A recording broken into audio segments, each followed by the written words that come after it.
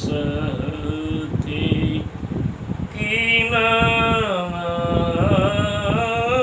Jagr Shri Ram જય રામ જય જય રામ બંધુ વંશથી કીનાયું જાગર શ્રી રામ જય રામ જય જય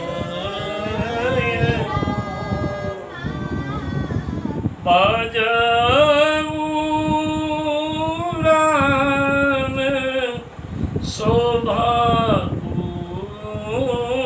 સાગર શ્રી રામ જય રામ જય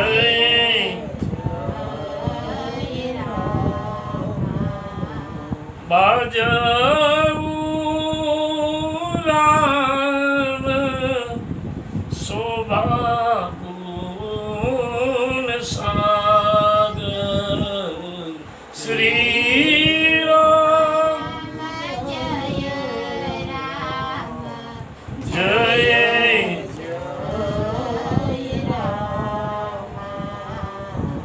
શ્રી રામ જય રામ જય જય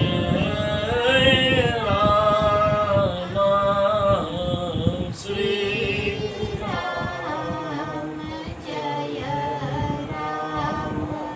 જય જય રામ શ્રી રામ જય રામ જય જય રામ શ્રી રામ જય રામ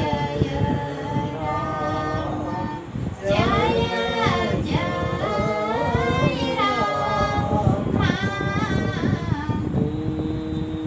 બોલી હનુમાનજી મહારાજની જય.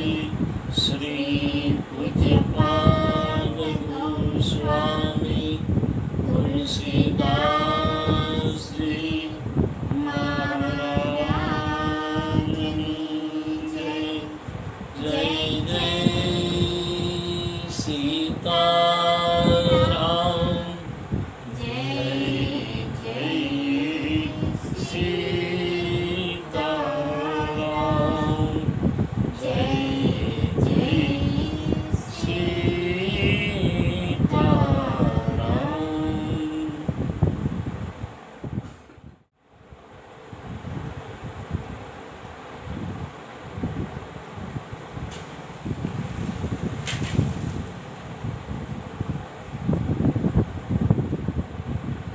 રામકથામાં શ્રવણ કરતા સૌ શ્રોતા ભાઈ બહેનોને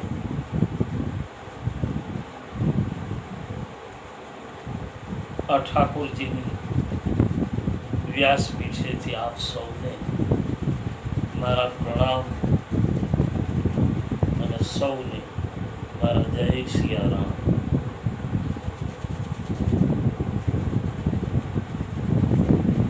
ગઈકાલે કથાના વિરામ સમયે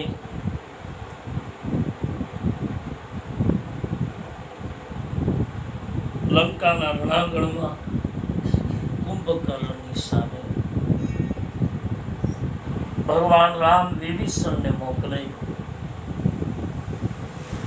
વિભીષણને જોયા પછી કુંભકર્ણની આંખમાં આંસુ આવ્યા. ધન્ય ધન્ય ધન્ય વિભીષણ. ધન્યવાદ આપ્યો બાપ કે જીવનની છેલ્લી ઘડીઓ સુધી રામનો સાથ છોડીશ નહીં.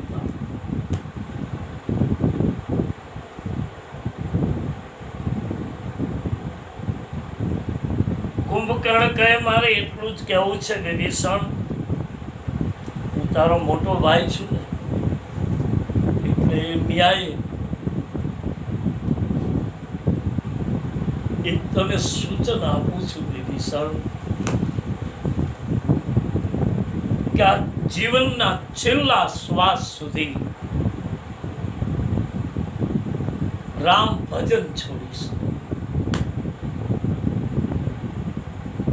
રાક્ષસો એમ કહેતા બાપ કે છેલ્લી ઘડી સુધી માણસે અને મેં તો કાયમ જાહેર કથાઓમાં કહ્યું છે કે બાપ ભજનના ભોગે બીજો કોઈ ધંધો નથી. કોઈ એમ કહે ને કે આજુબાજુ માળા નહીં કરો તો ચાલશે, મંદિર નહીં જાઓ તો ચાલશે, પણ હાલો એને કહેવું ભાઈ 2 મિનિટ હું હમણાં છે. ભજનના ભોગે રાક્ષસો એમ કહેતા કે હે વિભીષણ, આપણે કેટલા ભાઈ છીએ, પણ શું બાપ, બંધુ વંશે તે કીન યુજાગ શ્રી રામ જય રામ જય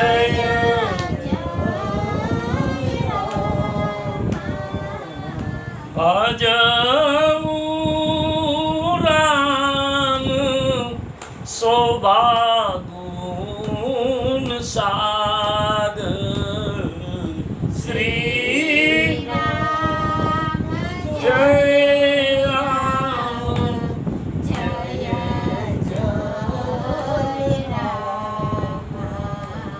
ભજવું રામ સૌભાગુન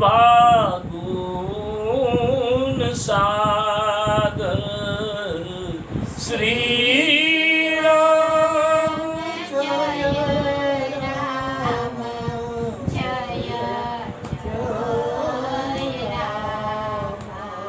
એ બાપ તે તો આપણા કુળને ઉજાગર કરી દીધો વિભીષણ. અને એ બાપ રામ તો રામનું ભજન તો શોભાનો સાગર છે. અમે નથી ભજી શક્યા, ધન્ય છે આપણા કુળને તે ઉજળું કર્યું વિભીષણે. ને રામની વાત કરી વિભીષણને કુંભકર્ણે. અને પછી જતી વખતે એટલું જ કહ્યું કે હવે રામને કહેજે મને લંકાના રણાંગણમાં બહુ રમાડે.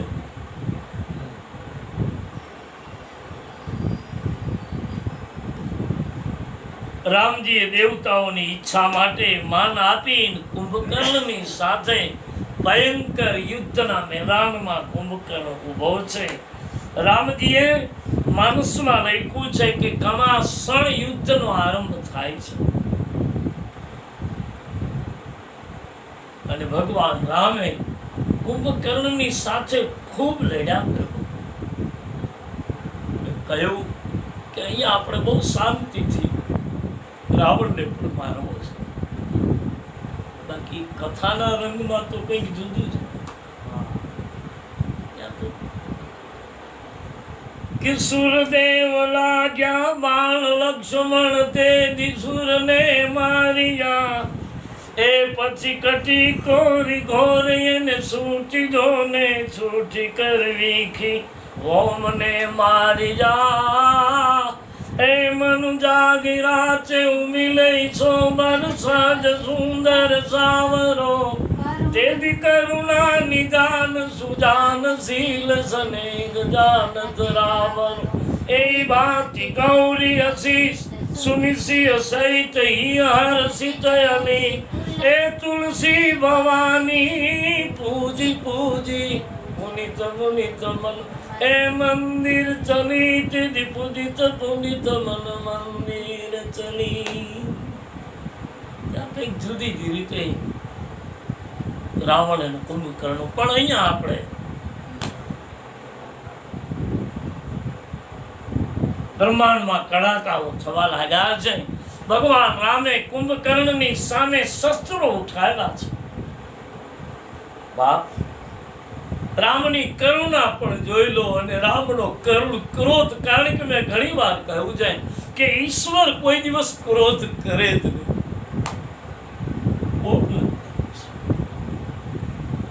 પણ એ ક્યારેક ક્યારેક આપણા ઉપર એની કાયમ કૃપા જ વરસે છે.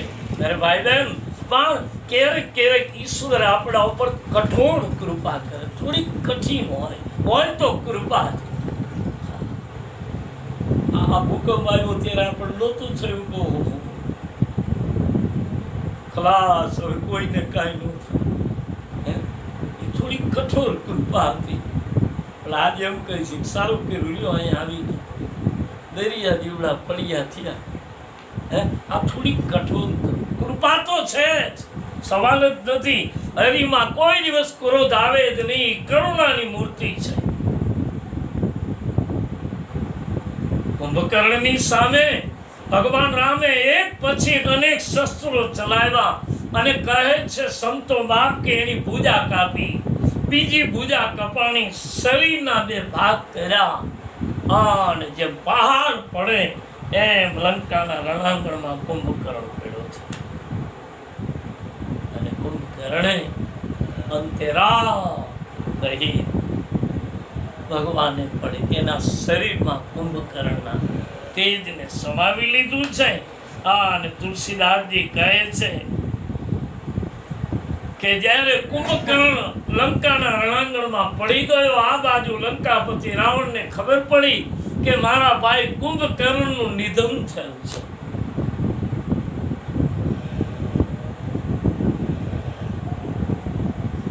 અને રાવણે વિચાર કર્યો કે હવે મારે બધાને માર્યા પછી જ મારે છેલ્લે નિર્માણ પામવું છે. અને એટલે ભગવાન રામની સામે રાવણ આવતા પહેલા રડી પડે છે. અને એટલું રડ્યો છે કે એ વખતે મંદોદરી અને આખી લંકાની તમામ સુલોચનાથી માંડી મંદોદરી લગી તમામ સ્ત્રીઓને એમ થયું હતું કે કદાચ હવે લંકાપતિ યુદ્ધ નહીં કરે અને હવે જાનકી પાછા આપી દેશે. માણસમાં લખ્યું છે કે કોઈ દિવસ રડતો ન હોય ની માણસ જ્યારે આપણી સામે રડી પડે ને ત્યારે એનો બહુ ભરોસો ન કરે. કેટલું મારું તમારું જીવન બતાવ્યું કે કોઈ દિવસ રડતો ન હોય અને આંખમાં આંસુ પાડવા માંડે, સમજી લેવાનું આમાં કાંઈક છે. કોઈ દી જેના મુખમાં સારું વેણ ન નીકળતું હોય અને મીઠી મીઠી વાતો કરવા માંડે, સમજી લેવું આને આપણને કાંઈક શીશામાં ઉતારવું. એક શબ્દ ઉપર મારા તુલસીદાસજી નિવેદન આપ્યું કે રાવણ કોઈ દિવસ જિંદગીમાં પહેલી વખત રડ્યો છે. સ્ત્રીઓને નહીં, માણસમાં તો લખ્યું કે આખી લંકાને આશ્ચર્ય લાગ્યું કે 3 લોકને જીતનારો, કે જેનાથી પૂરી પૃથ્વી કાપે. માણસમાં લખ્યું કે લંકાપતિ રાવણ આમ ધરતી ઉપર હાલે તો જેમ પાણીમાં નાવડી નાવકી નાવડી હોય અને નાવડીમાં કોઈ હાથીને બેસાડો અને જેમ નાવ હલે એમ પૃથ્વી ઉપર ચરણ પતરાવે તો આખી પૃથ્વી જેનાથી હિંચકા ખાતી હતી એવી જેની ત્રેવડ હતી. ત્રિલોકપતિ કહેવાતો લંકાપતિ રાવણ, અને એને એમ થયું કે આજ રડતો જોયો, બધાને એમ થયું કે કદાચ યુદ્ધ વિરામ થઈ જશે.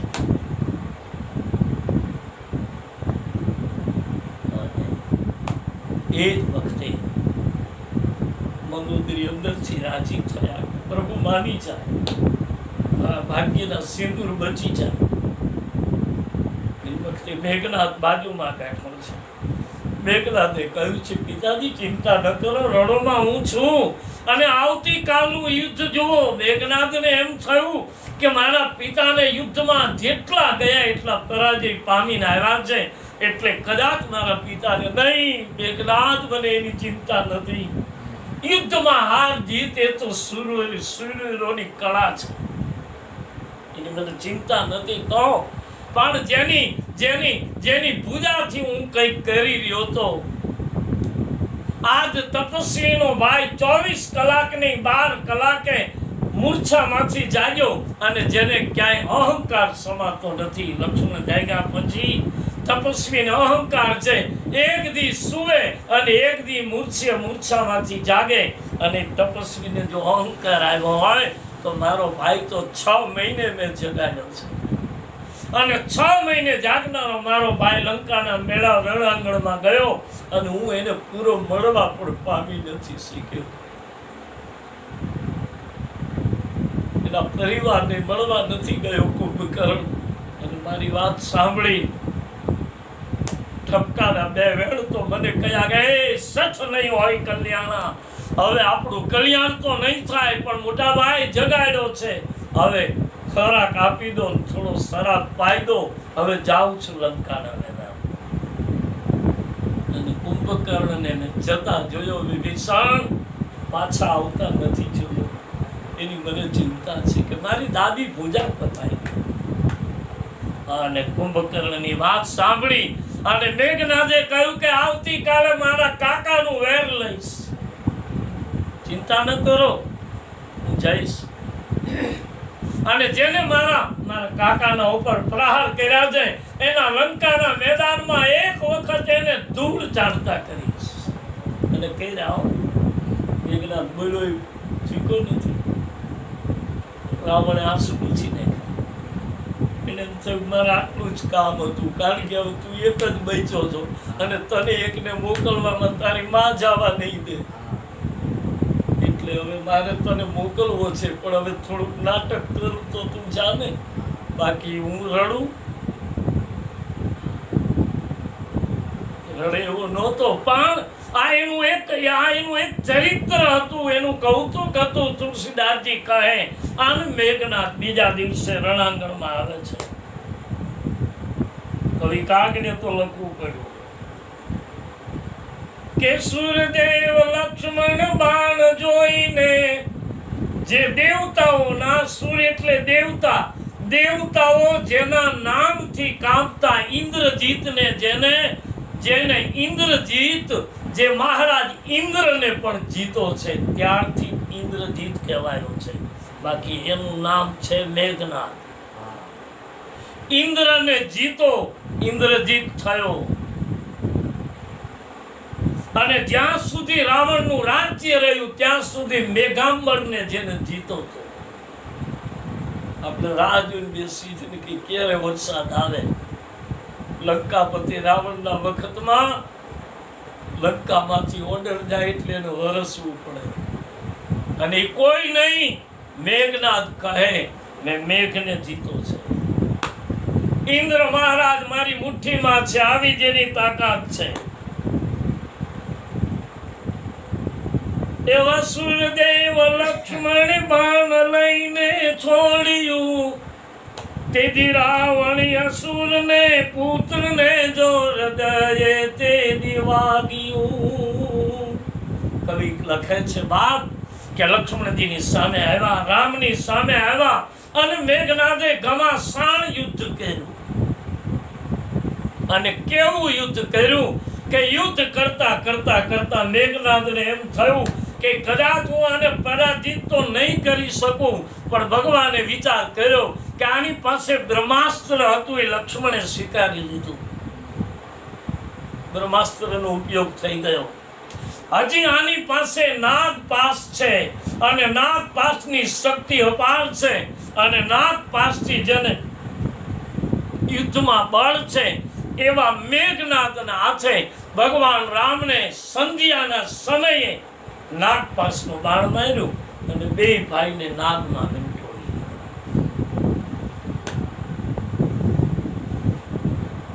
અને 2 ભાઈ નાગપાશમાં બંધાઈ ગયા. વાચા ખુલી. શ્રી હનુમાનજી જામવંતજી આવ્યા છે, પ્રભુ મેઘનાદ નાગપાશમાં બાંધી જતો રહ્યો. હવે આમાંથી મુક્તિ કેમ થાય? ત્યારે કહે છે કે એ બા ગરુડને બોલાવો.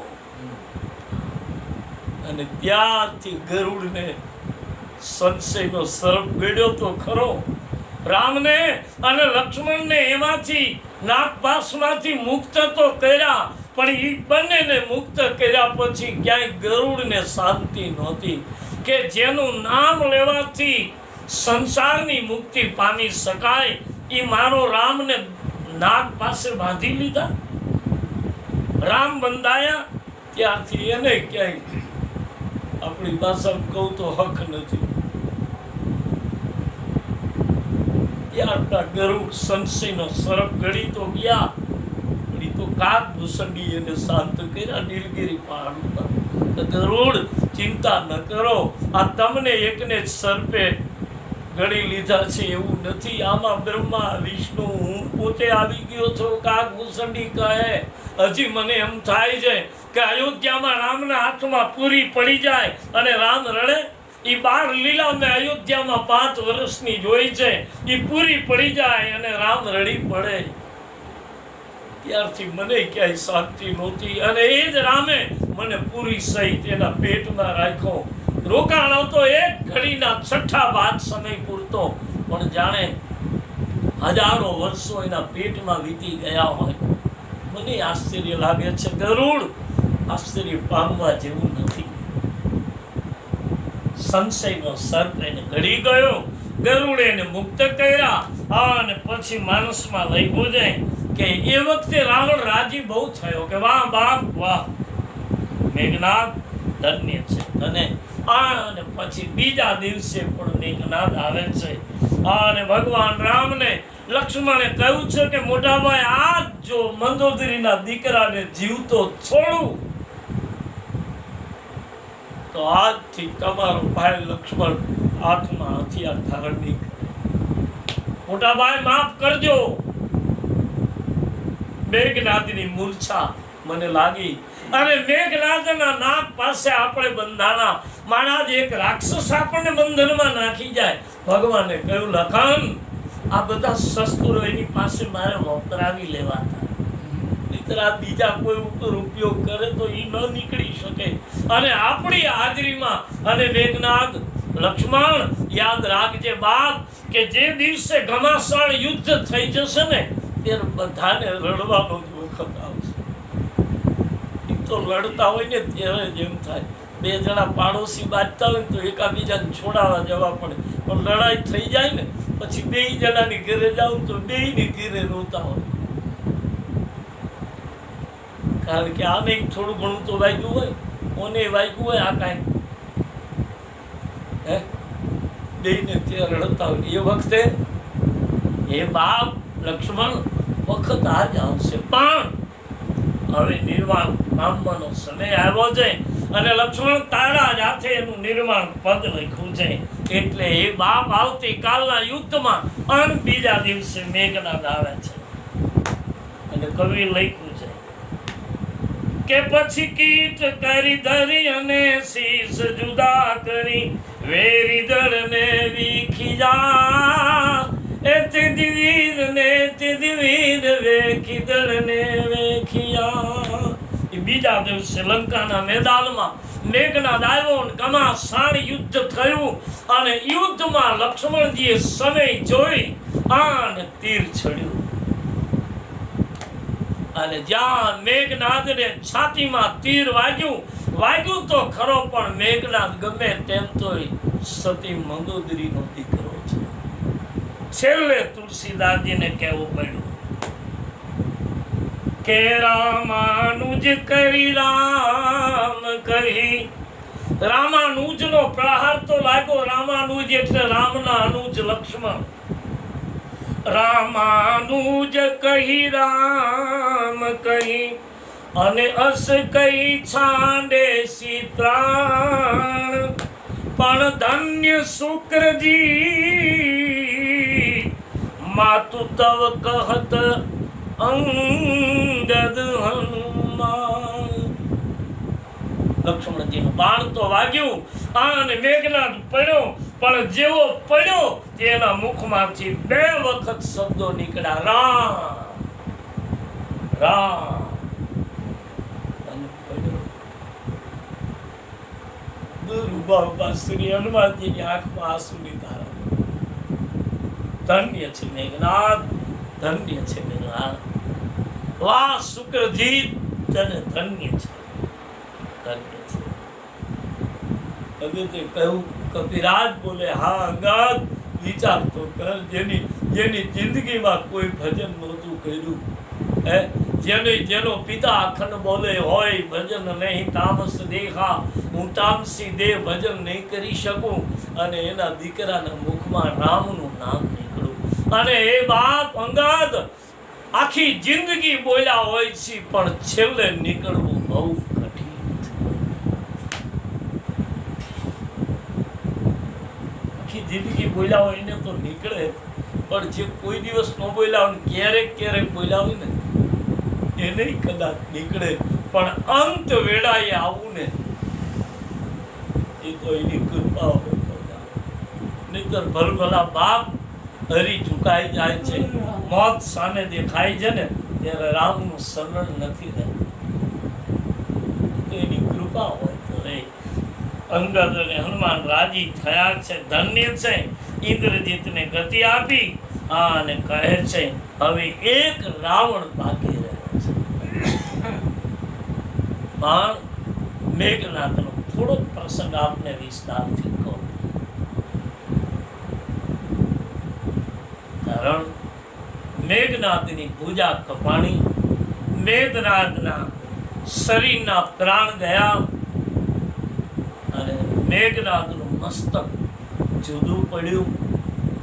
અને આ વાત માટે જ્યારે સુલોચનાને ખબર પડે છે, કારણ સુલોચના નાગકન્યા છે. નાગકન્યા એટલે વાસુકીની દીકરી છે, અને વાસુકી નાગ એ લક્ષ્મણ પોતે છે, કારણ કે લક્ષ્મણ શેષનો અવતાર છે.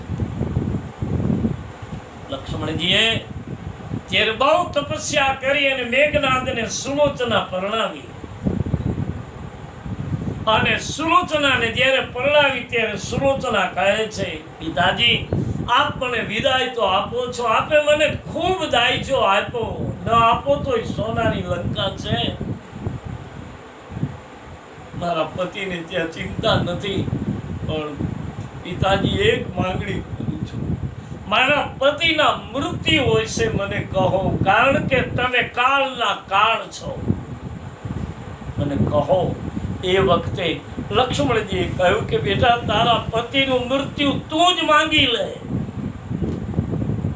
અને સુલોચનાએ જ્યારે વિદાય વખતે હાલતી વેળાએ સુલોચનાએ કહ્યું તું, પિતાજી મારા પતિનું મૃત્યુ એવી વ્યક્તિને હાથે થવું જોઈએ, એક તો કોઈ મારા પિયરનો વ્યક્તિ હોવો જોઈએ.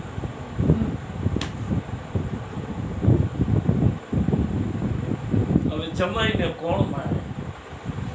ભૂલ હોય તો ક્ષમા કરી દે ને, કે ભાઈ ગમે તેમ તો આપણી દીકરી છે ને, જવા.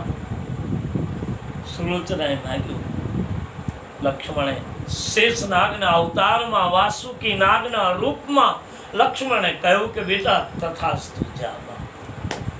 પિતાજી બીજી માંગણી કરું છું, મારા પતિનું મૃત્યુ એ જ કરી શકે કે જેને 14 વર્ષ નારી નિંદ્રાનો ત્યાગ કર્યો હોય, એ જ મારા પતિને મારી શકે. બેટા તથાસ્તુ. અને પછી કહ્યું કે મારા પતિનું મૃત્યુ થયા પછી પણ મારા પતિ જો મને એના પંચ ભૌતિક શરીરથી પોતાના હાથે પ્રમાણ આપે તો જ હું માનવા તૈયાર છું. નહીંતર હું નહીં માનું કે તમે માર્યા છે. કઈ કઠિન છે. યુદ્ધના મેદાનમાં બેટા શરીરના દીકરી એક એક ટુકડા થઈ જાય, અને આ શરીરમાંથી પ્રાણ ગયા પછી પણ ભૌતિક શરીર નથી બોલી શકતું, નથી કંઈ કરી શકતું, તો એક એક અંગના ટુકડા થઈ ગયા હોય, કેમ તને જવાબ આપે કે નહીં પિતાજી, ના પાડી દો ને, ના પાડી દો. અને આજ તમે ના પાડો એટલે સુલોચના આજથી હવે આ પાતાળનો ત્યાગ કરીને જાય છે. અને અહીંથી ગયા પછી હું જોઉં છું કે મારા ભાગ્યના સિંદૂરને કોણ મારી શકે છે. લક્ષ્મણજીને કહેવું પડ્યું હતું શેષનાગના વાસુકીના રૂપમાં. લક્ષ્મણે કહ્યું જા બેટા, એ પણ તથાસ્તુ દીધું. આજ લક્ષ્મણજીના હાથે મેઘનાદનું મૃત્યુ થયું. શેષનો અવતાર. લક્ષ્મણજી 14 વર્ષના નારી નિંદ્રાનો ત્યાગ કરીને આવ્યા છે, એના હાથે મૃત્યુ થયું. અને ત્રીજું, સુલોચના સપ્રમાણ માંગવા ઈચ્છે છે. લંકાના મેદાનમાં ઘટના તો ઘટી ગઈ, યુદ્ધમાં મસ્તક પડી ગયું ને મસ્તક ભુજાઓ પડી. અને ભગવાન રામે કહ્યું કે એ બાપ અંગદ, આ મેઘનાદનું મસ્તક લઈને આપણી છાવણીમાં છોડી આવો, મૂકી દો. અંગદે કહ્યું પ્રભુ, હવે રાક્ષસોના માથા રાખીને શું કરવા છે? હે, આ કોઈ એવું મસ્તક તો છે નહીં રાખવા જેવું. આના મસ્તકો રાખીને શું કરવા છે? ત્યારે ભગવાને જવાબ આપ્યો કે હે અંગદ, હનુમાને તને કહ્યું કે રામાનુજ કહી રામ, કહી રામ. 2 વખત જેના મુખમાં રામનું નામ નીકળ્યું.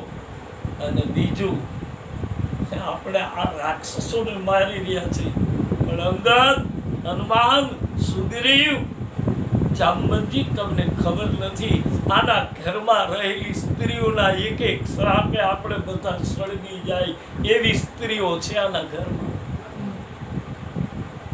અને એનો જો શ્રાપ લાગ્યો તો આપણે ક્યાંય ના નહીં રહીએ, રામ કહે. માટે જલ્દી સાધુ મસ્તકને કપડું ઢાંકી છાવણીમાં મુકાયું છે. ભગવાન રામે આ બાજુ યુદ્ધનો વિરામ થયો. સાંભળજો મેરે ભાઈ બહેન, સંધ્યાનો સમય, યુદ્ધ પૂરું થયું. અને યુદ્ધ પૂરું થયા પછી આ બાજુ સુલોચનાને કોઈ કહ્યું પુકાર સાંભળો. અને મંદોદરીને એકદમ ચીસ પાડીને રડતા સાંભળી. અને સુલોચનાને ખબર પડી કે ના, સાસુ રડ્યા, મંદોદરી મહારાણી રડે છે, તો ઘટના આજ કઈ અજુકતી ઘટી છે. ખબર પૂછાય છે, દાસીઓને પૂછે છે. દાસીઓ કહે છે મહારાણી ક્ષમા કરજો, આજ મહારાણી મંદોદરી કોક કરીને રડે છે, તમારા ભાગ્યના સિંદૂર ઇન્દ્રજીતનું મૃત્યુ થયું. આજ સુલોચનાએ કહ્યું નહીં, નહીં, દુનિયામાં તાકાત નથી કે મારા ભાગ્યના સિંદૂરને કોઈએ પ્રાણદંડ આપ્યો હોય. અને જો પ્રાણદંડ મારા પતિને કોઈ આપ્યો હોય તો એ આપનારું બીજું કોઈ ન હોય, મારા પિયરિયાનું કોઈ હોવું જોઈએ. સુલોચના સંધ્યાનો સમય બહાર નીકળી છે. અને હવે તમે જુઓ, લંકાના રાજ રાણીના રાજ દરબારમાં આવે છે. લંકાપતિ રાવણ બેઠા છે. અને સુલોચનાએ આવી ખોળો પાથરી પ્રણામ કર્યા. પહેલી વખત સુલોચના સામે આવી. સુલોચનાએ આવી પ્રણામ કર્યા. પિતાજી, તમારી કુળની પુત્ર હતું, એના ભાગ્યનો સિંદૂર માગે છે, મને મારો પતિ આપો. રાવણ આમ મસ્તક કરી બેઠું છે. માફ કરજો બેટા, ક્ષમા કરજે દીકરી, તારા ભાગ્યનો સિંદૂર રણ મેદાનમાં વીર ગતિને પામ્યો છે. સુલોચના, આ લંકાનો રાજગઢ છે, આ લંકાનો રાજ દરબાર છે. સુલોચના અહીંયા પતિની પાછળ રડવાની મનાઈ છે. આંસુ લૂછી નાખો બેટા. અરે કદાચ તમારો મેઘનાદ એટલે મારો પ્રાણથી પ્યારો મારો પુત્ર ગયો છે, તમારા પતિનો પિતા હજી જીવતો બેઠો છે. અને આવતીકાલના રણાંગણના રણ મેદાનમાં જઈ અને તપસ્વીઓના મસ્તક કાપી તમારી સામે હું આવતીકાલે હાજર કરીશ. આ રાજ દરબારમાં આંખમાં આંસુ પાડીને મારી ઇજ્જત બે ઇજ્જત ન કરો. સુલોચના સમજી ગઈ છે કે મારા સસરાનો અહંકાર આ પાર ઉતરી ગયો છે. કેવલ એના એકનું પંચભૌતિક શરીર બચ્યું છે, પણ હજી અહંકાર આમ આર પાર છે. અને પછી સુલોચનાએ મંદોદરીની સામે ખડો પાછળ, માં તું તો સ્ત્રીની પીડાને જાણે છે. આ દુનિયામાં રહેલી કોઈ પણ સ્ત્રીને એના ભાગ્યનો સિંદૂર ભૂસાઈ જાય તો પછી દુનિયામાં એને કાંઈ રહેતું નથી, જીવવું પડે છે. ભાગ્ય પૂરા થઈ જાય છે. માં, મને તારા ભાગ્યના સિંદૂર વિશે બેટા હોની સો હોની, જે થવાનું છે થયું છે, એને કોઈ મિથ્યા નહીં કરી શકે. બેટા આપણે એક વિનંતી કરું બાપ, હા બેટા હવે રડાય નહીં. દીકરાની માં છું, પીડા તો મને છે બેટા, પણ હવે બીજું કઈ થઈ શકે એમ નથી. મહારાજ કોઈ સંજોગે વાતને સાંભળે એમ છે નહીં. આજ બેટા તારા ભાગ્યનો સિંદૂર છે, કાલ કદાચ મારા ભાગ્યનો પણ નહીં હોય. લંકામાં 7.5 રૂપિયા પીડા આવી ગઈ છે, હવે એમાંથી કોઈ બચી શકે એમ નથી. ત્યારે સુલોચના એક માંગણી કરી કે જેને મારા પતિને માર્યો છે, મેં કહ્યું એ મારા પિયરિયાનો કોઈ વ્યક્તિ છે, અને એ પિયરિયાના વ્યક્તિ એટલે મારા બાપા હશે. હું જાઉં, મને રજા, અને મને વિશ્વાસ છે કે હું મારા પતિને મસ્તક હશે. અરે બેટા, આટલું મોટું યુદ્ધ ચાલે, આમાં હજારોના મસ્તક કપાઈ રહ્યા છે રોજ. આમાં ક્યાં તું તારા પતિનું મસ્તક ગોતીશ નહીં? તારા પતિનું મસ્તક એવું નથી, એને સાચવીને રાખ્યું હશે. કારણ કે મને રામની નીતિ અને નિયતિની મને ખબર છે. સુલોચના, મને વિશ્વાસ નથી આવતો, તારા પતિને મારી કોઈ શકે નહીં. એવા સમય કહે છે કે સુલોચનાએ જે પોતાનો પ્રગટાવેલો દીપકને આમ આમ બુજાતો જોયો, અને એક સમયે લંકાના રણાંગણમાંથી આવેલી હાથની પૂજા પડી. ડાબો હાથ આવ્યો, અને આવેલા ડાબા હાથને જોઈને સુલોચનાએ કહ્યું કે માં, હવે મને આ મારા પતિનો હાથ પ્રમાણ આપશે. બેટા તારા પતિનો જ છે કેમ કઈ? ત્યાં તો હજારોના હાથ ઉડે છે, હજારોના મસ્તકો ઉડે છે, ધાણી ફૂટે એવું થાય છે. બેટા કેમ ઓળખાય કે નહીં? દાસી, કડિયો કલમ આપો. એ ખડિયો કલમ આપ્યા, અને જો એને પ્રાર્થના કરીને કહ્યું કે મારા ભાગ્યના સિંદૂરનો, જેને મેં મારા પતિ સિવાય મારા મનની અંદર પણ કોઈ પરપુરુષનો વિચાર ન કર્યો હોય, તો મારું ભાગ્યનો સિંદૂર મને પ્રમાણ આપી લખી દે. લખ્યું છે રામાયણમાં, મહારામાયણમાં સૂત્ર છે કે એ વખતે મેઘનાદનો હાથ ઉઠ્યો, અને મેઘનાદના હાથે કલમ પકડી અને ખડિયામાં કલમને બોળી, અને મેઘનાદ એક સોનાના પત્રામાં લખે છે કે સુલોચના, તારા પતિને મારલા શેષા અવતાર, જગતનો આધાર, જે તે વિદાય વખતે જે માંગણી કરી હતી એ જ તારા કયા પ્રમાણે થયું છે. સુલોચના, હવે કોઈને શ્રાપ આપીશ, કારણ કે શ્રાપ આપીશ તો તારું સત બળી જશે. અને સુલોચના,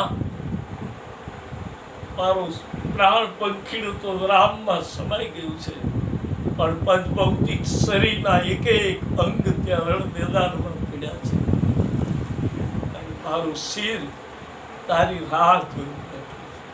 અને સુલોચના, તું મારી સામે આવે, અને મેઘનાદ પોતાની પ્રાણ પ્રિયતમાને જોઈ, અને જો મેઘનાદ કહે એકવાર તમે લંકાના રણાંગણમાં તને પ્રમાણ ન આપું તો હું સુલોચનાનો પતિ મટી જાઉં.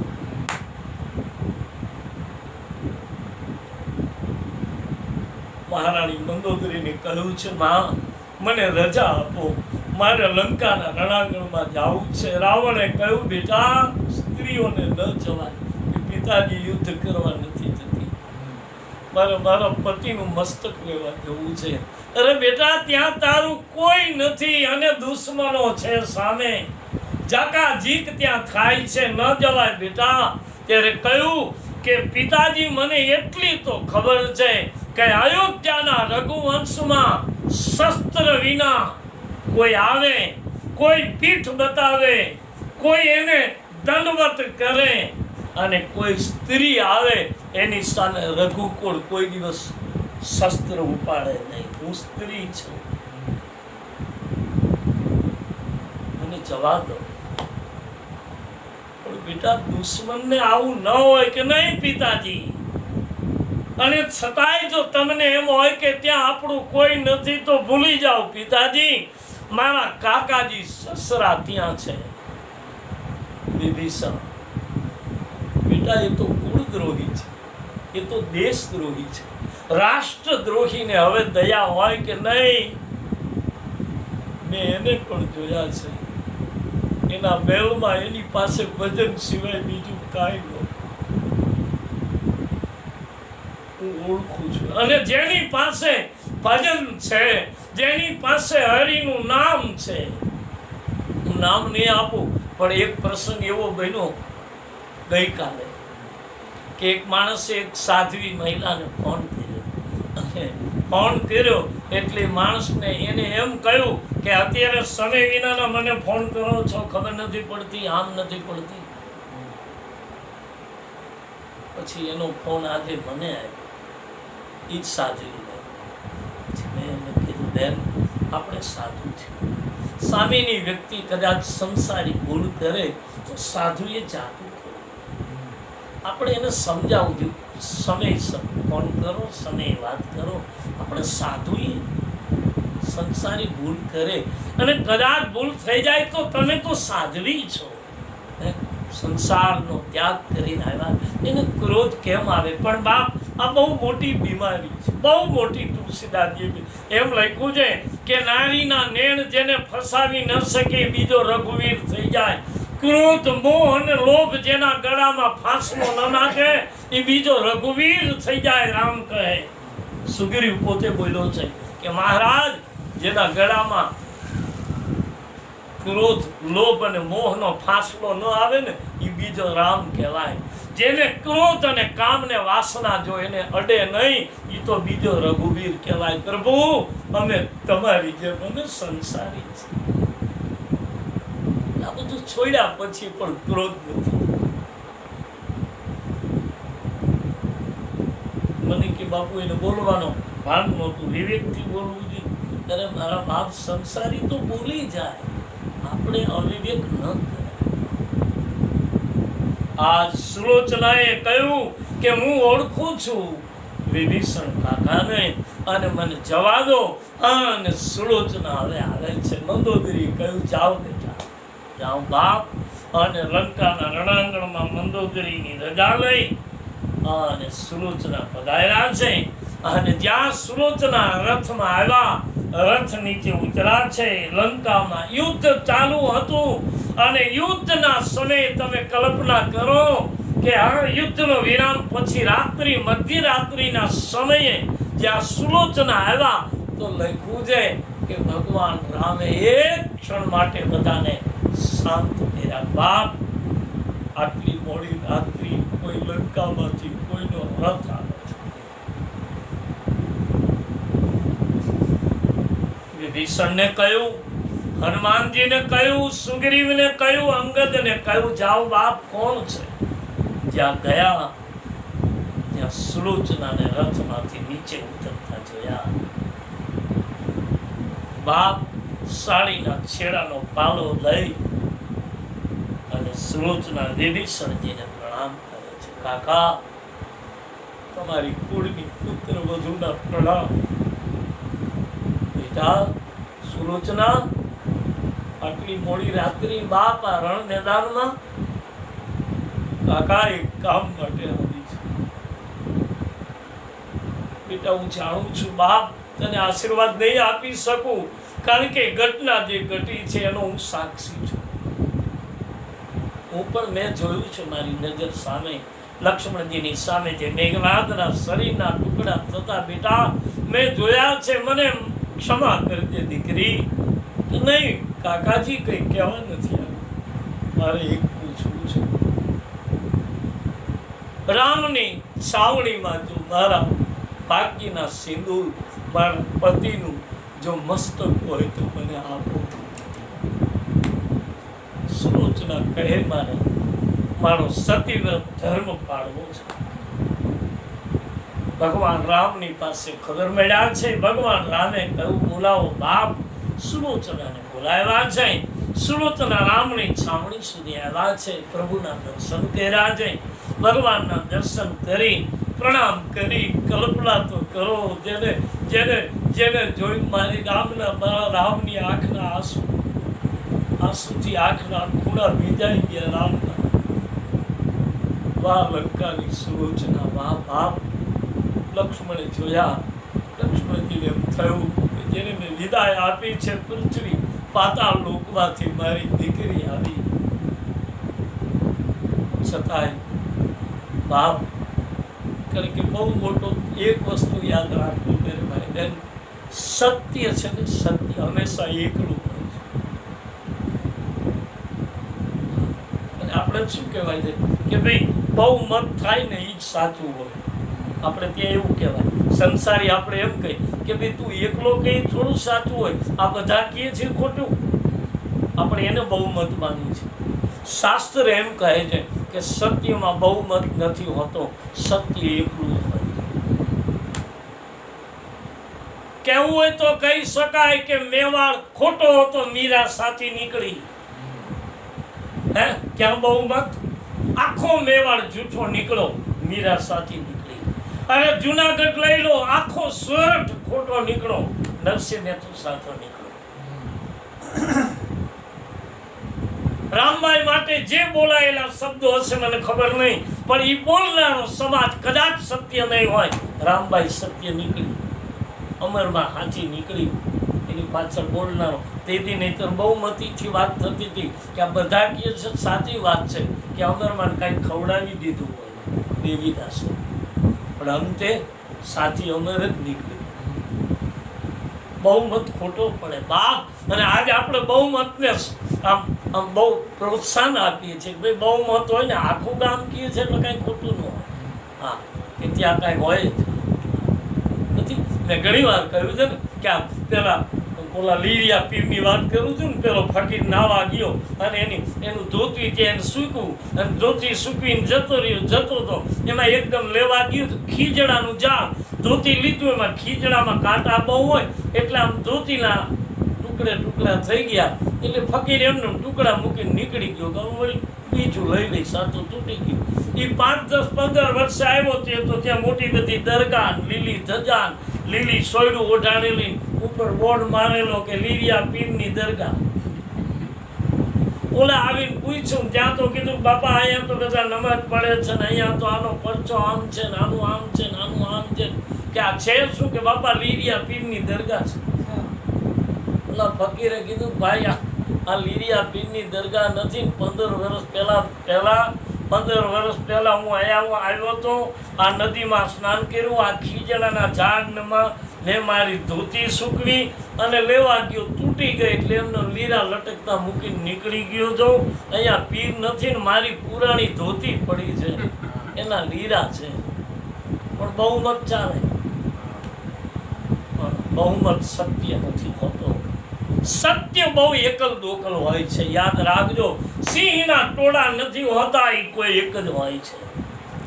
પણ એનું પ્રમાણ મળે. પ્રમાણ તો જેને માયલો, જેને ઓળખી જાય એ જ, અને એનું પ્રમાણ એ જ આપી શકે એનો સદગુરુ, એ જ એને ઓળખી જાય અને હજારોની વચ્ચેથી એને ખેંચી લે અને પછી એને આપી દે. બેટા હવે દુનિયાને જેમ કહેવું એમ કે તારો દીવો મેં પ્રગટાવ્યો. વનવાસનું વાવાઝોડું કાંઈ આપણા માટે નથી. સત્ય કોઈ એક જ દુઃખ હોય છે. એના પ્રમાણ પુરાવાની જરૂર નથી. તો બધું ગયા પછી એની આ સુલોચના એમ કહે છે, મારા પતિનું મને મસ્તક આપો. પણ બહુ મત લાગ્યો, કારણ કે બધા કહેવા લાગ્યા કે સુલોચના, તમારા પતિના મસ્તકને અમે આપી તો ખરા, પણ તમે સતી નારી છો ને આટલી હિંમત કરીને રણાંગણ સુધી આવ્યા છો, તો તમે કંઈક પ્રમાણ આપીને કહો તમારા પતિના મસ્તકને તમે ઓળખી જશો. સુલોચનાએ કહ્યું કે મારા પતિનું નહીં, અહીંયા એક નહીં 100 મસ્તક મૂકો અને મારા પતિની સામે ઓળખી જઈશ. એટલું નહીં, તમારા લંકાના રણાંગણમાં મારા પતિના મુખે જો તમે દેખો, મારો પતિ હસતા હસતા ગયો છે, મારો પતિ રામનું નામ ભજતા ગયો છે. અને સુલોચનાની સામે નહીં, તમારા આ યુદ્ધ મેદાનમાં રહેલા તમામે તમામ પ્રભુ રામની હાજરીમાં મારા પિતા લક્ષ્મણ પણ ઊભા છે, એની હાજરીમાં મારા પતિને ખડખડાટ હસતો બતાવો. સુલોચના ધડ વિનાના માથા હસે નહીં, બોલે લાવો. અને રામની છાવણીમાંથી મસ્તક આવ્યું અને જ્યાં મસ્તક મૂક્યું અને મસ્તક ઉપરથી ભગવાનનું ઢાકેલું ઉપવસ્ત્ર જ્યાં આગું કર્યું, અને સુલોચનાએ કહ્યું, હે મારા ભાગ્યના સિંદૂર, આજ રણ મેદાનમાં રડતા તમને કઈ ક્રોધ છવાઈ ગયો છે? અને રણ મેદાનના યુદ્ધ કરતા તમે મને વિસરી ગયા છો? મને ભૂલી ગયા મહારાજ? મારા ભાગ્યના સિંદૂર, મારો પ્રાણ છો. અને એકવાર રામની હાજરીમાં, રામના રણાંગણમાં એકવાર આ જગતની સામે મારાથી આમ રિસાઈ જશો, રૂઠીને જાવું છે. મેઘનાથે કીધું અને જાણે મેઘનાથને કહ્યું, અને જાણે મેઘનાથે કાનમાં સાંભળ્યું હોય એમ મેઘનાથનું માથું હલ્યું, કેવલ માથું હલ્યું. અને જ્યાં મસ્તક હલ્યું અને આજુબાજુ ઉભેલી વાનર સેના, એના પહેલા તો લક્ષ્મણજી પોતાનું ઉપવસ્ત્ર ઢાંકીને રોઈ પડ્યા. વાહ વાહ વાહ દીકરી, આવું પ્રમાણ તો કદાચ અમે નહીં આપીશું. અને સુલોચનાની સામે મસ્તક આમ, જેમ જેમ પરણાની પહેલી રાત્રિ પોતાનો પ્રિયતમ પોતાની પ્રિયાને મળતો હોય, એમ જાણે લક્ષ્મણજીની હાજરી અને બધાની હાજરીમાં મેઘનાથે સુલોચનાની સામે જાણે ચુમન ભરતો હોય એમ બે વખત ચુમન જેવું મુખ કરી અને ખડખડાટ હસી પડ્યું. મેઘનાથ ઉછળે છે મસ્ત. અને પછી ભગવાન રામે કહ્યું, બસ બસ સુલોચના, બસ લીલાને સમાપન કરો. એ વખતે વિભીષણને વિલાપોથી વિભીષણ કહે છે, લખ્યું છે બાપ તમે રામચરિતમાં મહારામાયણ ખોલો, અદભુત પ્રસંગ લખ્યો છે. અને પછી સુલોચના પોતાના પતિનું મસ્તક સાડીના છેડામાં લીધું, એના માથા ઉપર હાથ મૂક્યો, આંખો ખુલી હતી એને બંધ કરી, અને સુલોચનાએ કહ્યું, બસ બસ આવો. અને સુલોચના લંકામાં આવે છે. લંકામાં આવી અને કહે છે સુલોચના, આખી લંકાની હાજરીમાં સુલોચનાએ છેલ્લે કહ્યું, પિતાજી મને ક્ષમા કરજો. કોઈ પણ સ્ત્રીને એના ભાગ્યનો સિંદૂર સમાપન થઈ જાય છે પછી તો જીવવું પડે છે. હવે હું જીવવા નથી માંગતી અને મારે મારો દેહ વિલીન કરવો છે.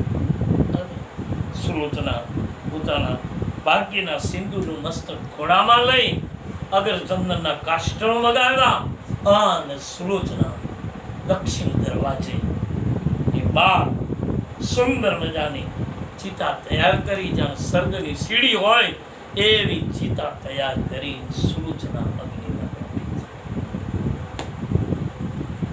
હસતા હસતા મહારાણી મંદોદરીની સામે સુલોચનાએ પોતાના દેહને વિલીન કર્યો.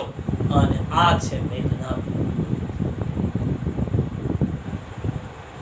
હવે રાવણને મંદોદરી ફરી વખત સમજાવવાની કોશિશ. છેલ્લી રાત્રિ છે રાવણ. પણ માનસમાં લખ્યું છે બાપ કે આખી રાત્રિ રાવણ સૂતો નથી. સંસ્કૃતિનું કામ કરવા માટે, ભારતના ઋષિઓના યજ્ઞને પૂરા કરવા માટે અને પ્રજ્વલિત થયેલા યજ્ઞને પૂર્ણ કરવા માટે, કપાતી ગાયોની કતરોને શાંત કરવા માટે અને યમુના અને ગંગાના જળને લાલ થતા મિટાવવા માટે અને બાપ અનંત કોટી બ્રહ્માંડને પોતાની લીલા પૂરી કરવા માટે રાવણની છેલ્લી રાત્રિ અને રાવણ લંકાના મેદાનમાં આવે છે. મંદોદરી છે પણ મંદોદરી સતી છે બાપ. એની એટલી ખબર છે કે લંકાપતિ રાવણ જ્યારે છેલ્લે લંકાના યુદ્ધમાં આવે છે ને ત્યારે મંદોદરી ખૂબ રાજી થાય. આજ દી સુધી રડી મંદોદરી, પણ જ્યારે લંકાપતિ રાવણને છેલ્લી વિદાય આપી અને સોનાના રથમાં બેસાડ્યા, બહુ રાજી થયા. આરતી ઉતારી, તિલક કર્યું, એના ચરણમાં નમન કર્યા.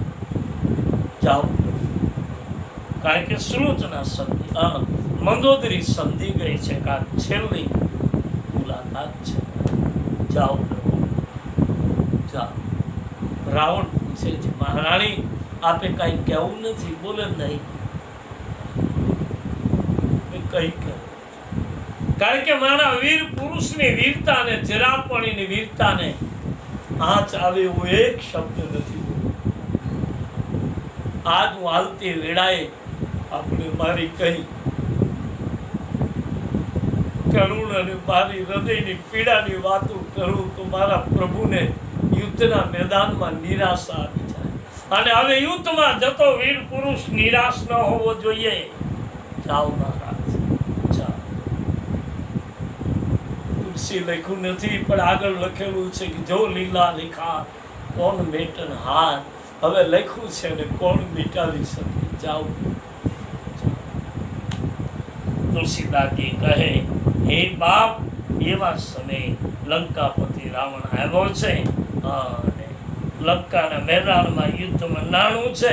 માનસમાં લખ્યું છે કે જ્યારે લંકાના યુદ્ધમાં રામ અને રાવણનું યુદ્ધ શરૂ થાય ત્યારે રાવણ રથ ઉપર છે અને ભગવાન બિરથી છે, પરિત્રાણ છે. ભગવાનના પગમાં જોડા પણ નથી, રથ પણ નથી. અને એવા વખતે વિભીષણ પૂછે પ્રભુ રાવણ નથી, પ્રભુ બિર નથી, તમે રથ વિના લંકાપતિ તો સોનાના રથમાં છે અને એ પ્રભુ આ કેમ જીતી શકાય? ત્યારે ભગવાને સુંદર ગીતા ગાઈ છે, રામ ગીતા. એમાં એમ કહ્યું હતું કે એ બાપ વિભીષણ, જેને સત્યના યુદ્ધ કરવા છે ને કે એને કોઈ દિવસ લાકડાના રથની જરૂર નથી, એને 4 ચરણવાળા અશ્વની જરૂર નથી. એ બાપ જેને સત્યના યુદ્ધ કરવા છે ને એને એ બાપ સત્ય, ધર્મ અને સોચ અને ધૈર્ય આવા અશ્વ હોવા જોઈએ. અને એની દોરી કઈ છે કે એની દોરી છે સત્યનો માર્ગ, કે ગમે તે થઈ જાય હું માર્ગ ન ચૂકું. અને એના બંને ચક્રો છે, એના બંને પ્રકારના વિચારો. બહુ વિચારથી કરીને તો પછી યુદ્ધ કરવાની જરૂર. એને આપણે કહેવાય છે ને કે જેની પાસે શબ્દો, શસ્ત્રની જરૂર નથી. જેની પાસે શબ્દોના બાણ છે ને એને શસ્ત્રની જરૂર નથી. પણ એના કરતા આગળ જાઓ તો જેને શબ્દની પણ જરૂર નથી, શસ્ત્રની પણ જરૂર નથી, પણ જેની પાસે ભજનની શક્તિ છે ને, તમે એની સામે જાઓ ત્યાં તમને એમ થાય કે પગે લાગી લો. નથી આપણે ઘણી વખત ઘણા લોકોને જોઈ કે આપણે આમ એને જોઈ ત્યાં આપણે આમ ન જોડતા હોય તો હાથ જોડી કેમ છો? કારણ કે કરુણ અને સત્યના પંથે તમે જાઓ ને એટલે મારા અને તમારામાં વિનમ્રતા આવી જાય. તમે કઠોરમાં કઠોર માણસ આપણો હોય, પણ કોઈના બેસણામાં જાઓ ને, કોઈના બેસણામાં જાઓ એટલે અંદર ગયા બેરા આપણે ફોટા પાડવા જેવા લાગે કે આનો ફોટો પડાય. આખી જિંદગી પહેલી વાર હાથ જોડ્યા, કારણ કે ત્યાં પરમ સત્યનો પ્રસંગ છે.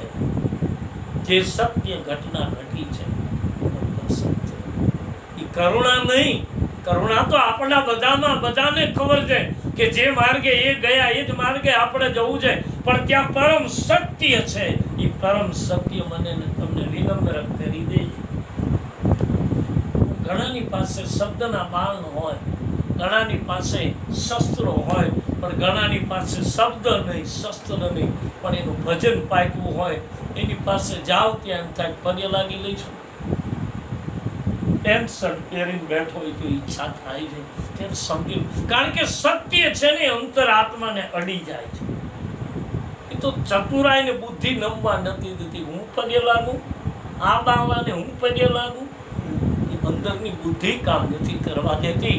બાકી વિનમ્રતા તો અંદરથી વિચારતી જ હોય છે કે આમાં કંઈક પાક્યું છે, વાત પાકી, પણ હવે એને આમ બહારથી કેવું ગમતું નથી. આપણે ત્યાં કહેવાય છે કે નાગર કોણ? નાગર માટે એક પ્રસંગ છે કે નાગર કોને કહેવાય? કે બીજાનું જોઈ અને જે આમ ઉછાળા મારવા માંડે ને એનું નામ નાગર. બીજાનું જોઈ જાય સારું અને એને હરખની એવી ફૂટે. જો સમુદ્ર પૂર્ણિમાના ચંદ્રને જોવે, પૂનમનો ચાંદો જોવે, અને દરિયો ઉછાળા કરે. નહીતર ચાંદા ને પૂર્ણિમાને કેટલું અંતર છે, કાંઈ લેવા દેવા નથી, પણ તોય દરિયો રાજી થઈ જાય. વાહ વાહ બાપ, આ તારામાં પૂર્ણ કળા ખીલી ગઈ, હું કેટલો રાજી. અને દરિયો ઉછળતો. એમ આપણામાં જેથી બીજાનું જોઈ અને ઉત્સાહ આવવા માંડે ને તેથી સમજી લેવાનું હરિનું ભજન પાક્યું. નહીતર બીજાનું જોવે તે તો અંદરથી સારલી પડતી કે આ અહીંયા પહોંચ્યો, આને આ હોય નહીં. દરિયાને કાંઈ લેવા દેવા નહીં, પણ પૂનમ જોવે એટલે ઉછળતો. કારણ કે બીજાની પૂર્ણ કળા જોઈને જે રાજી થાય છે ને એને જ સાગર પેટા કહેવાય છે, એને જ મોટા પેટવાળા કહેવાય છે. બાકી તો બધા આટલું આટલું થયું કરે. સાગર પેટા એ છે, કહે છે કે બાપ આજ ભગવાન રામે વિભીષણને કહ્યું છે, વિભીષણ જેની પાસે સૂર્ય અને ધૈર્યના ચક્ર છે, જેનો ધૈર્યનો ધરો છે, એને રથની જરૂર નથી. ભગવાન રામ લંકાના મેદાનમાં રાવણની સામે આવ્યા, યુદ્ધ ઘમાસાણ થયું, રાવણે લીલા કરી અને રાવણે એટલી બધી વિશાળ રામાયણમાં તુલસીદાસજીએ લંકામાં રામ રાવણના યુદ્ધનો બહુ જ વિસ્તાર કર્યો છે, બહુ જ. અને બીજું બે જગ્યાએ બહુ વિસ્તાર છે, એક અહીંયા અને એક જનકપુરીમાં રામ પરણવા ગયા ત્યારે વિવાહનું બહુ વર્ણન કર્યું. એમાં વિવાહમાં જે એને ભોજનનું વર્ણન કર્યું છે કે તમે એ 56 ભોગ નહીં પણ કેટલા ભોગ, એના નામ બોલીએ ને તો એ 9 દી પૂરા થઈ ગયા. હવે આખી વાંચીએ છો તમને ખબર કે કેટલા પ્રકારની રસોઈ લખી છે. ગુલકંદના લાડુ, ચૂરમાના લાડુ, મોતીચરા લાડુ, આ ને આ, એમાં તમે નામ જુઓ એટલે એમાં જેની સીમા નથી એટલું ભોજનનું વર્ણન કર્યું. અને તુલસીદાસજીને કોઈ પૂછ્યું છે કે તમે આ બે વાતમાં આટલો બધો વિસ્તાર કેમ કર્યો? આના કરતાં બીજી રામાયણ વધારી હોત તો ભોજનના 12 થી 13 પાના થયા છે, ખાલી ભોજન. તુલસીદાસજી એટલું લખ્યું છે કે આટલા બધા, કારણ કે તુલસીદાસજી એમ કહેવા માંગે છે કે એ બાપ એ સમય આપણે નહોતા, અને આજ કોઈ એમ કહેતું હોય કે અમે આમ ખાઈએ છીએ, કૃષ્ણ માટે આંકડો બતાવી દીધો કે 56 ભોગનો ખાનારો. રામના ભોજનનો આંકડો નથી બતાવ્યો.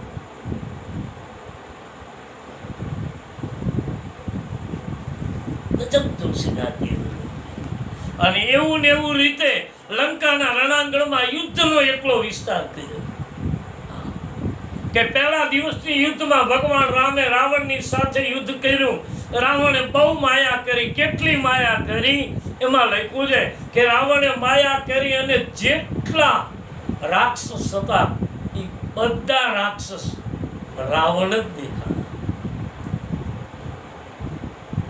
અને વાંદર સેનાએ હથિયાર ફેંકી દીધા. પ્રભુ આ તો એક જ રાવણ હતો તોય આખી દુનિયાને હેરાન કર્યા. તો આ તો કેટલા રાવણ, આમાં કેટલાકને મારવા.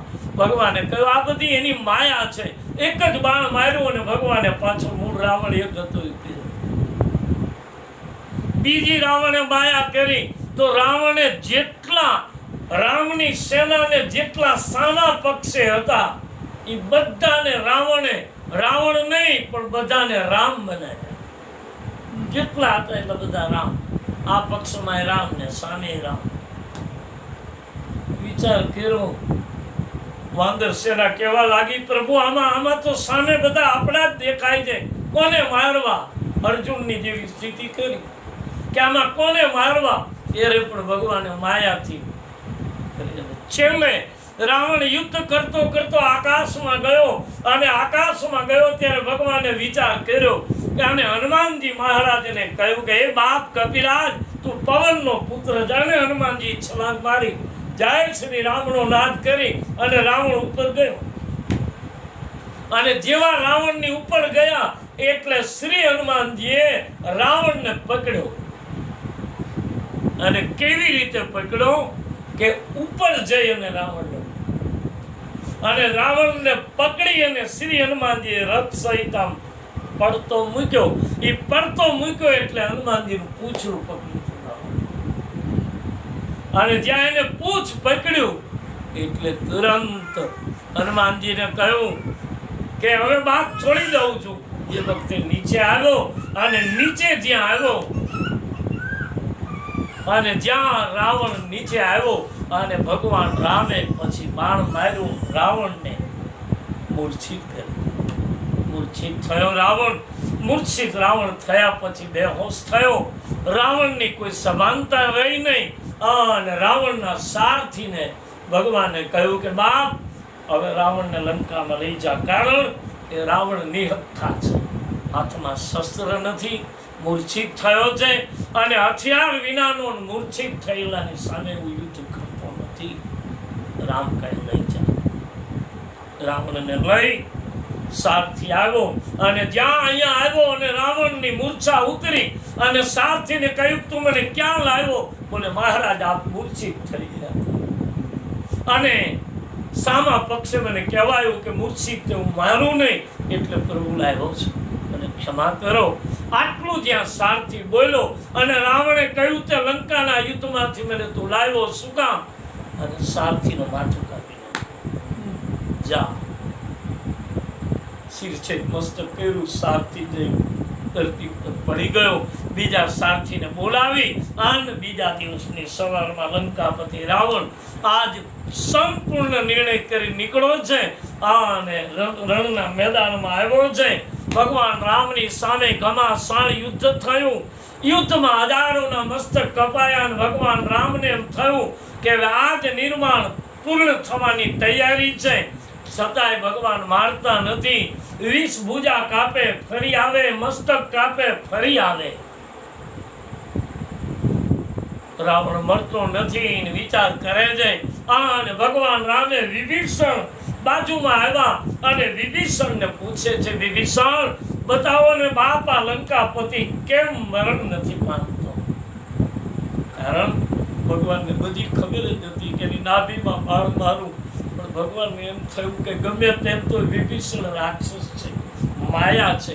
કાલ એના મોટા ભાઈ હવે છેલ્લો બચ્યો છે, આને હું કદાચ નિર્વાણ પદ આપી દઉં અને વિભીષણ એમ કહે મોટા ભાઈ પ્રભુ મારા કુળમાં કોઈ બચ્યા નહીં, હું આને ક્યાંથી લઈ આપીશ?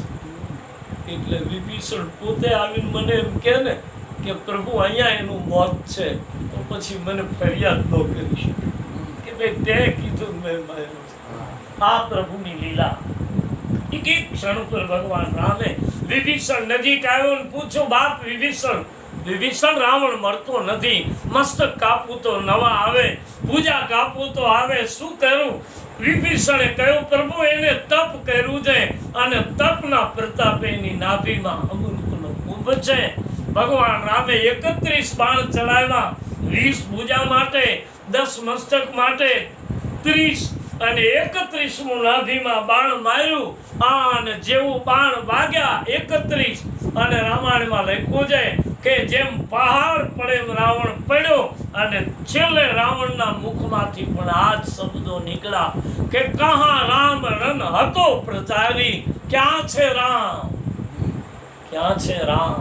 હજી રણના યુદ્ધના મેદાનમાં રામને મારું, ક્યાં છે રામ, ક્યાં છે રામ? રામ રામ આંખો વિચારતા પહેલા રામ બોલ્યો. એ વખતે બાપ ધન્યવાદ આપ્યો જામવંત અને હનુમાનજીએ.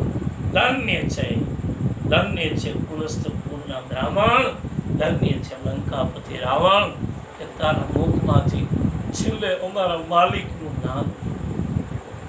આખી જિંદગી બોલ્યો તો હોય ભજન નહીં તામસ દેખા, આખી જિંદગી મેં ભજન ન કરી શકું, છેલ્લા એના મુખમાંથી શબ્દો નીકળ્યા. રાવણનો પ્રાણ છૂટ્યો છે, માણસમાં લખ્યું છે. રાવણ ધરતી ઉપર પડ્યો, જય જયકાર થયો.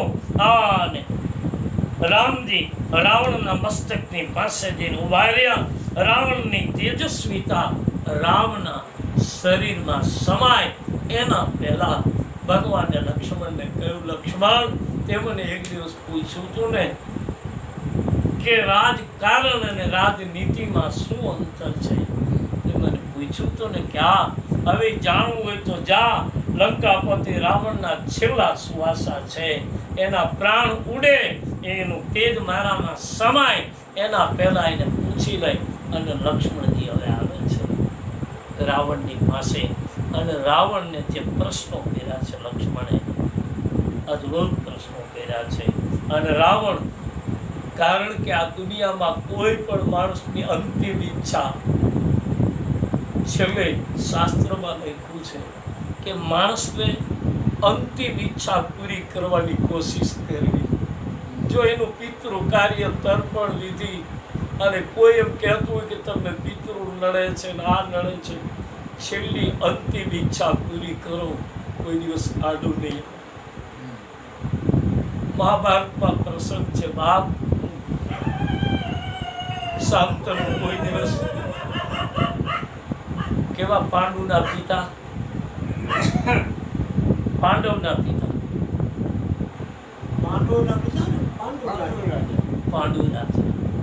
એને શ્રાપ હતો કે તમે કોઈ પણ સ્ત્રી શરીર સાથે સંભોગ કરશો તમે જીવી નહીં શકો. અને પાંડુ પછી ગંગાને કિનારે જતા ગયા અને કુંતાઈ તો પછી મંત્રોથી 5 પુત્ર પ્રાપ્ત કર્યા. પાંડુની અંતિમ ઈચ્છા તમે જોઈ લો. અને પાંડુ જ્યારે છેલ્લે પછી આમ તડકતા હતા, પ્રાણ છૂટતા નહોતા, ત્યારે એની પત્ની માદ્રી ત્યાં હાજર હતા. અને માદ્રી એમ કહે છે, મહારાજ પ્રાણ છોડવા માટે હું શું કરું? તમે તો જિંદગી આખી ગંગાને કિનારે, સ્ત્રીનો શ્રાપ છે તમને, તમે કઈ પણ આપની અંતિમ ઈચ્છા. ત્યારે માદ્રીની પાસે પાંડુ પોતાનો શરીર સ્પર્શ માંગે છે અને માદ્રી શરીર સ્પર્શ આપે તો જ એનો પ્રાણ છૂટે અને પાંડુનો પ્રાણ છૂટે. માદ્રીને બહુ મીઠા ઠપકા આવ્યા છે બાપ મૂળ મહાભારતમાં કે માદ્રી તે તારા પતિને તારા હાથે પ્રાણ છોડાવ્યા, તને ખબર નહોતી કે સ્ત્રીના શરીરના સ્પર્શથી પાંડુનું મોત છે અને તે આવું કર્યું. ત્યારે બહુ સુંદર વાત કરી માદ્રી કે મારા પતિની અંતિમ ઈચ્છા નથી અને હવે દુનિયામાં કોઈ પણ રીતે મારા પતિનું કોઈ પણ કર્મકાંડ વિધિ નહીં કરો તો પણ ચિંતા નથી. માણસની અંતિમ ઈચ્છા રહી જાય છે ને એનો જીવાત્મા ભટકે છે. એને જ પછી જવું પડે નાનબર કરવા અને પિતૃ ક્રિયા, બાકી જેની અંતિમ ઈચ્છા. મહારાજા દશરથની અંતિમ ઈચ્છા રહી ગઈ કે મારી સામે રામ આવે, ઈચ્છા રહી ગઈ. રામના દર્શન કરવા માટે ગયાજી આવવું પડ્યું. બતાવો એક પણ રાણીઓને માટે આવવું પડ્યું હોય તો. કેટલી રાણીઓ દશરથજીની? એક રામાયણમાં 750 રાણીઓ લખી છે, અને તમે તામિલનાડુ ખોલો તો એમાં 350, એકમાં 700 રાણી. તુલસીદાસજીએ 3 રાણીઓ બતાવી. એક પણ રાણીનું પિતૃ કાર્ય, તર્પણ કાર્ય કરવું નથી. દશરથજીની ઈચ્છા રહી ગઈ. કૌશલ્યા, મને એકવાર રામના દર્શન. સુમંત, તમે 3 માંથી કોઈ એકને લઈને આવ્યા નથી? આવ્યો રામ નહીં તો રામ રામ કરીને જાય, એને કોઈ દિવસ. પણ તુલસીદાસજી લખવું પડ્યું કે રામ રામ રામ કહી ભૂપ સુરધામ. દેવતાના લોકમાં ગયા, મોક્ષમાં ન ગયા. સુરધામ દેવલોકમાં ગયા દશરથજી. અને દેવલોક એવો છે કે પુણ્ય પૂરું થાય એટલે નીચે આવવું પડે. મોક્ષને ન પામ્યા. શું કામ? ઈચ્છા થઈ ગઈ. માણસે છેલ્લે કોઈ પણ જીવન, આપણે છેલ્લે શું કરી? બા કાકા આવ્યા, જો મોટા બેન આવ્યા, ઓળખા, મને ઓળખો છો? હું તમારો ભત્રીજો. પહેલેથી જ ઓળખે છે. એની અંતિમ ઈચ્છા પૂછો બાપ, અને એ ઈચ્છા પૂરી થશે તો કોની તાકાત છે કે તમને કોઈ આવીને કહી શકે કે આ તમને આ તકલીફ છે? નથી પૂરી કરી શકતા. પૂછો અંતિમ ઈચ્છા. કોઈ કહે ને કે આટલા દિવસ રામચરિત માનસનો આ સાર છે. બધા જે હું આ છેલ્લે કહું છું ને, આ બધા સાર છે. આખી કથા યાદ રહે ન રહે, આ સારને પકડી લેજો કે આ સાર છે. અને જેથી સમય આવે ત્યારે એનો સદુપયોગ કરજો. કે મેં કથા સાંભળ્યું છે બેટા, આખી જિંદગી મેં કથા સાંભળી છે. હવે તારી માને આટલું પૂછી લે, નહીં તો હું પૂછી લઉં. હવે બીજું કહેતા નહીં.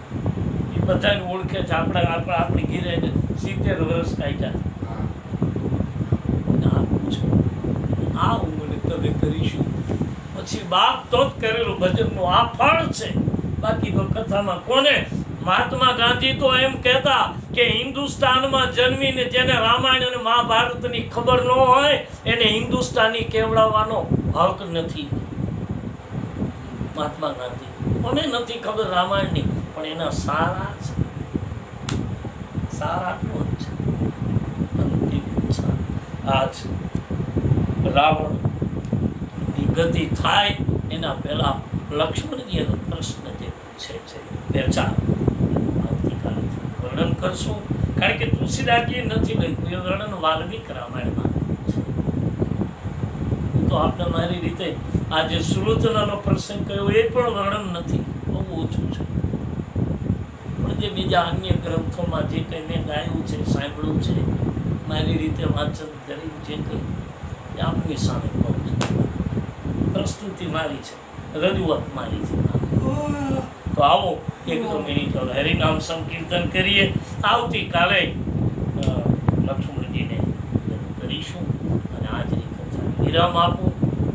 1-2 મિનિટ હરિનામ સંકીર્તન ભાવથી, પ્રેમથી. બોલીએ હનુમાનજી મહારાજની જય. રામ રામ રામ સીતારામ રામ રામ હરે રામ રામ રામ સીતા હરે રામ રામ રામ સીતારામ રામ રામ હરે રામ રામ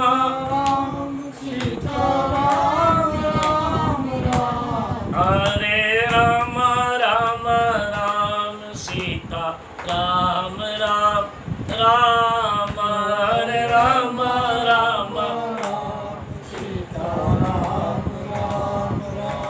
હરે રામ રામ રામ સીતા રામ રામ રામ હરે રામ